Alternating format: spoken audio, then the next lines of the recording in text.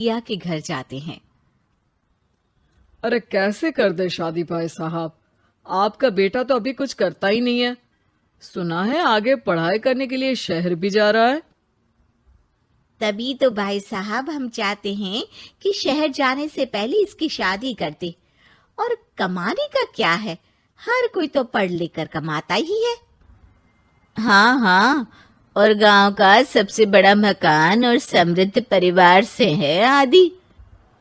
मुझे तो समझ में ही नहीं आता, इतनी जल्दी शादी। रिया भी अभी पढ़ रही है, इतनी अच्छी है वो पढ़ाई लिखाई में, कैसे शादी कर दूं। आप लोग थोड़ा समय दे।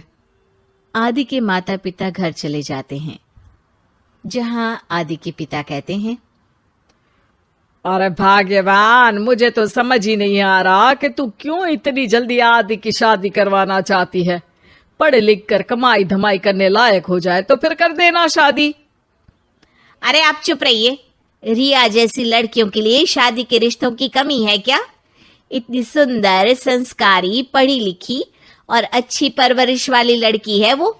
मैं तो छोड़ ही नहीं सकती ये रिश्ता किसी भी कीमत में। बता दे रही हूँ, रिया की शादी आदि से ना कराई ना तो मैं जहर खाकर जान दे दूंगी।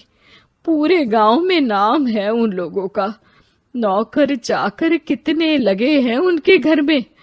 अरे मेरी बेटी तो राज करेगी, राज। और इस तरह ना चाहते हुए भी रिया की शादी आदि से हो जाती है। अरे बेटी, ये ले तेरी किताबें, पढ़ाई बिल्कुल ना छोड़ना। तू तो मेरी गर्व करने वाली बहू है, बड़ा नाम है तेरा गांव में। हाँ, आखिर पसंद किसने किया है रिया को आदि के लिए? आदि को गांव की रिया इतनी पसंद नहीं होती है। अरे यार, तू तो बड़ा लक्की निकला, रिया जैसी लड़की से तेरी शादी हो गई। अरे लक्की की क्या बात है, वो भी तो मेरे जैसे लड़के की बीवी बनकर किस्मत वाली बनी है ना।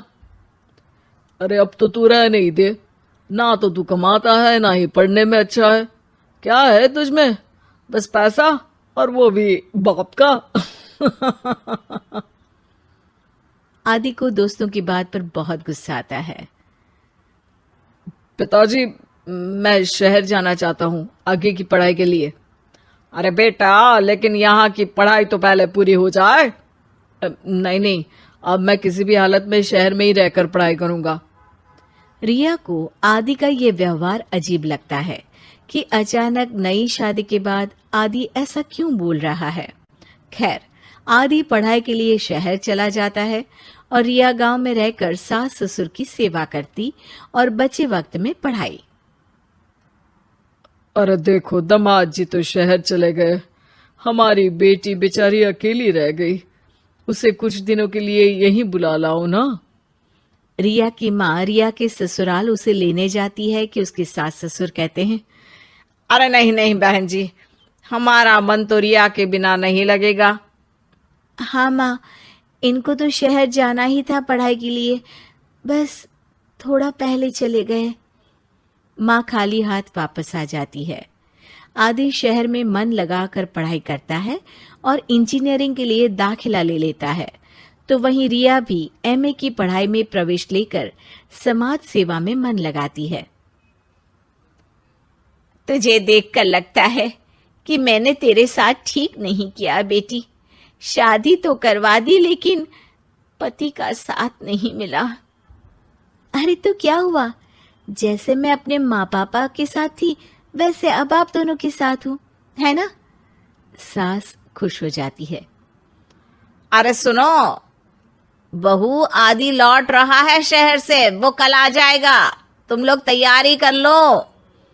रिया ये सुनकर खुश हो जाती है। वो सोच लेती है कि अब वो कुछ दिनों तक आदि के साथ क्वालिटी टाइम बिताएगी। लेकिन जब आदि घर आता है तो उसके साथ होती है एक शहर की लड़की जो जींस और टॉप में होती है। ये मेरी दोस्त है, मेरे साथ रहेगी। आदि उसे अपने मम्मी पापा से मिलवाता है लेकिन रिया से नहीं। रिया सबके लिए खाना लगाती है। अरे ये नौकरानी कितनी सुंदर है, खाना भी अच्छा बनाया है।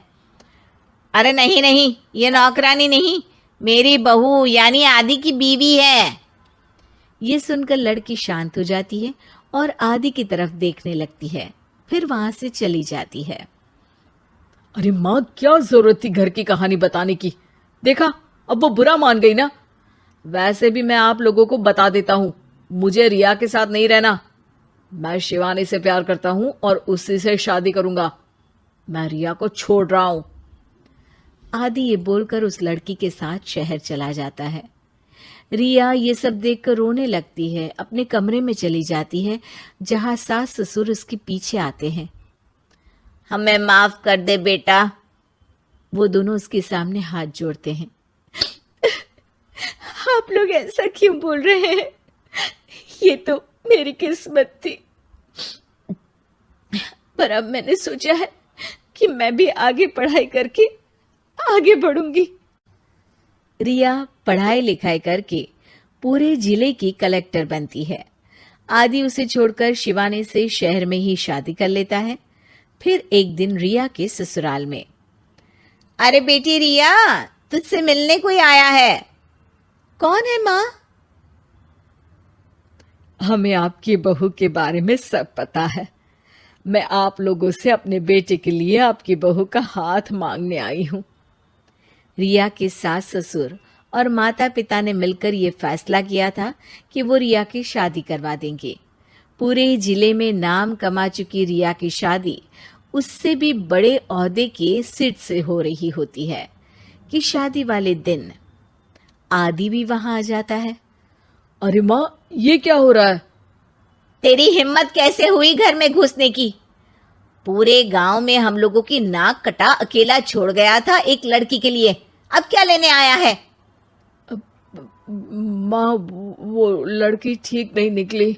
उसने मुझे धोखा दे दिया माँ। मैं रिया की कीमत समझ चुका हूँ। अरे इतने बड़े जिले की कलेक्टर है वो। मैं यहाँ नहीं था, फिर भी उसने आप लोगों का पूरा ध्यान रखा। बहुत लेट हो चुका है बेटा। रिया आज अपनी नई जिंदगी की शुरुआत करने जा रही है। अब उसे भी जीने का हक है। वो तेरी सुविधा से जिंदगी नहीं जी सकती।